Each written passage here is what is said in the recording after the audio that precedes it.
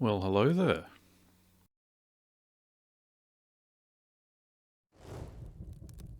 Basically, I'm a casual employee with two organisations at the moment, and with both of them. Shit.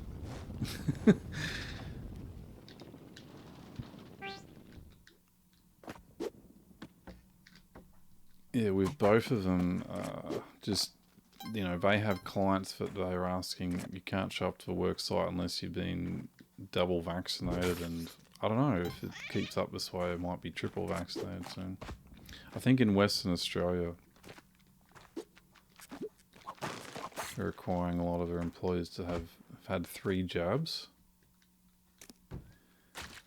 and I'm not going to have any, of course. So, but yeah, it's a bit hard to know because I was extremely suspicious of all this day one, and I was reading I was reading Pfizer's own trial data and stuff as soon as it came out, and I've never scrutinised a medical product anywhere near this closely. I'll put it that way as these vaccines.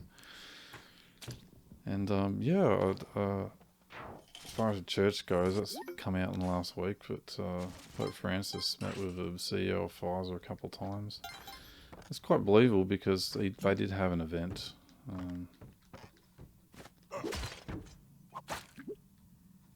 That sort of showcased them. I think both the CEOs of Pfizer and Moderna. Because I've been following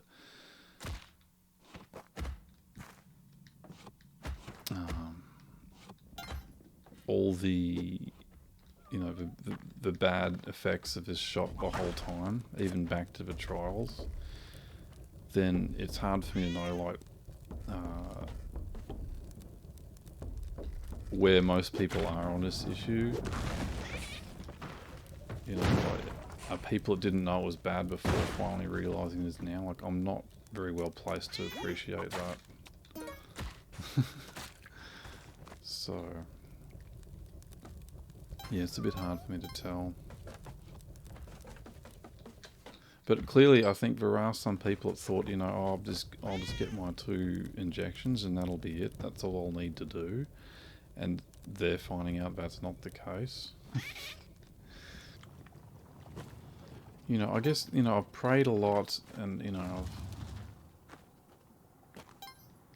it's part of my relationship with God and everything, and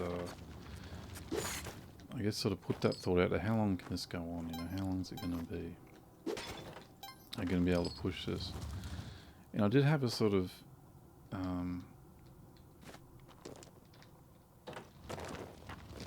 inclination or answer. I sort of had a feeling that March might be a sort of pivotal. Okay, I'm lucky here. It's quite easy to get into a death loop in this game, but I did alright there. So yeah, I'm quite hopeful. I guess, yeah, we're seeing that what is changing is there's certainly people upping their. I think it's much harder if you're on the fence to like, I've known this whole time this is these none of these things like this social distancing and masking and vaccines, these aren't to our benefit, and I think if you've been on the fence or you've been not sure whether or not these things are in our own best interest, I think once you start saying that, like in Austria, for example, are going to start fining the unvaccinated €3,600 until they submit or something. I think as these authorities have been getting more and more heavy-handed, I think it's much easier to appreciate this isn't actually about what's in people's best interests. This is something more sinister. Okay, here we are at Olmec. So I have always run on, and I don't think I've beaten Olmec in this game because I've just sort of gotten past him. So there's a few stages. Ooh, ooh, ooh.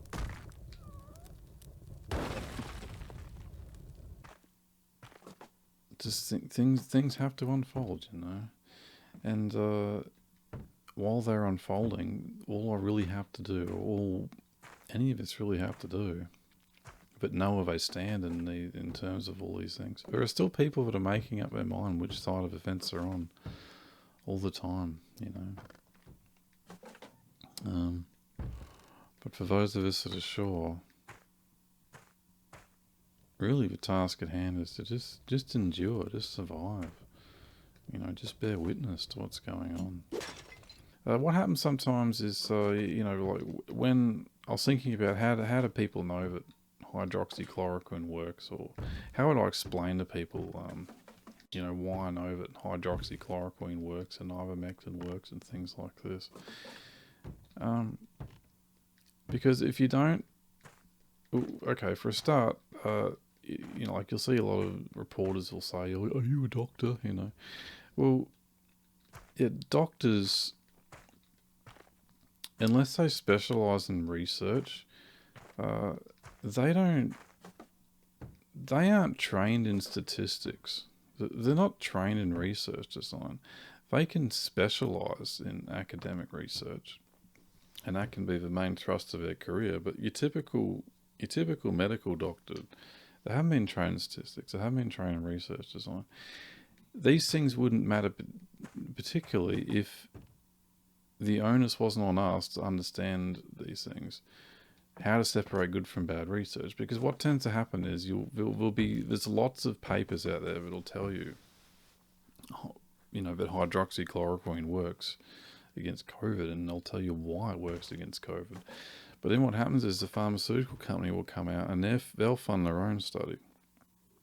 And they'll find academic doctors that know their craft, and they also know how to apply their craft to, you know, say red is blue and up is down and all these things. So they get into, there is a lot of, you might have heard the term gaslighting before. There's a lot of gaslighting that happens in academia.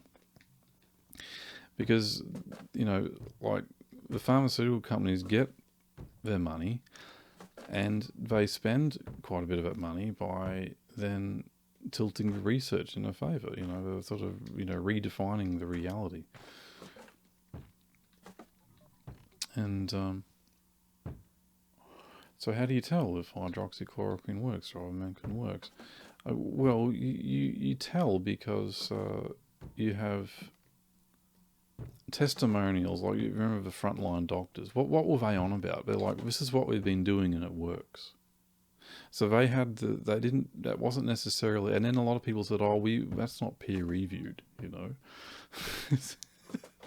That's not peer reviewed research, that's just all anecdotal. These were doctors that had treated hundreds and hundreds of patients with drugs like hydroxychloroquine, with drugs like ivermectin, saying, look, this completely avoided hospitalisation for them. So they had clinical experience of using these drugs properly. And then when the dust, and then months later, you have to sort of sift through and think, okay, well, here's a bunch of research papers that say it does work. Here's a bunch that don't. But the common thread, though, on those that don't, is you just look at how they're funded.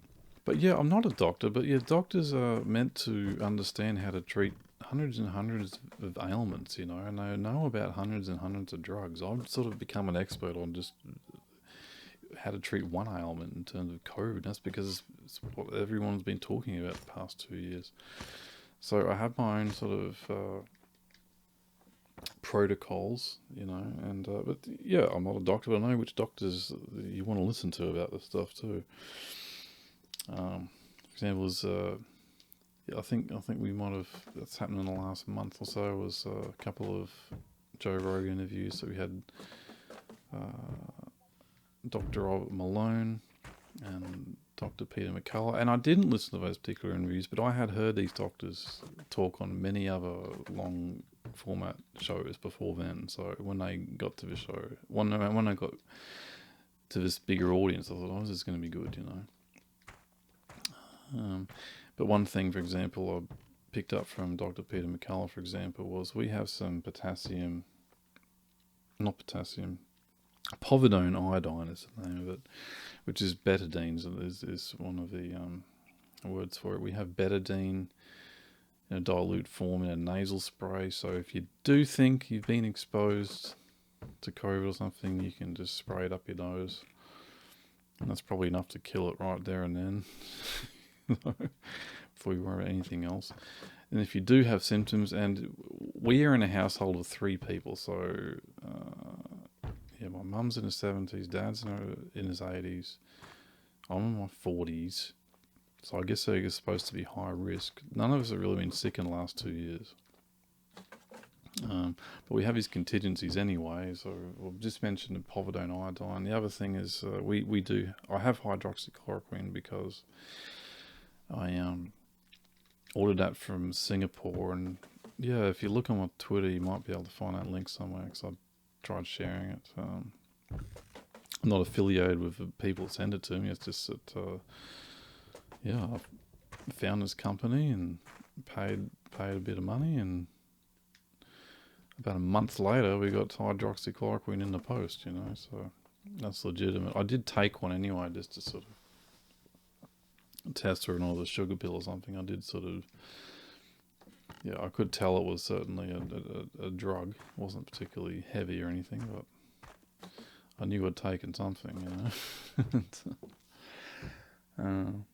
but yeah, don't take it. I haven't taken it prophylactically or anything, but if that's there in the sort of toolkit, as a vitamins, you'll have vitamins. You'll have B, D, and zinc, and things like that. So yeah, but really, I'd love to get to a point where, all we got to do is just treat sick people, and have some common sense precautions at hand, and that's really all you need to do, All the rest of the stuff is complete bunk, These vaccines are basically, I'm quite sure at this point this COVID was a product of bioweapons research, and both the pathogen, and which may not be all that infectious, I'm not really sure about, but it's particularly contagious anyway.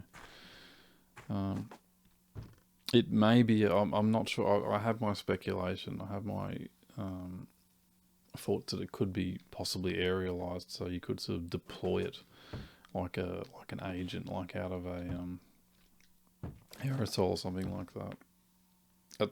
I've thought that might be the case, but I don't have evidence of that. It's just my conjecture, I suppose. But yeah, both the pathogen itself and the vaccine are one and the same thing. They're basically both the same bioweapon. So it's either out there, in the wild, or in a deployable form, or it's in the vaccine. So if you've had the vaccine, you've had the COVID. And not everyone that catches it, is going to necessarily feel all that different. But it's certainly common to say, I had it and I felt like crap for a few days. I mean, yeah, that's because you got the thing, And it's not, unlike a cold or a flu, you don't know what else that's doing to you internally. So a lot of times when you have symptoms, is because your body is trying to purge a pathogen. So fevers and chills and sweats, like that, your body's purging something bad inside you. So this idea that, you need to do this because that'll have less symptoms. Symptoms aren't the problem.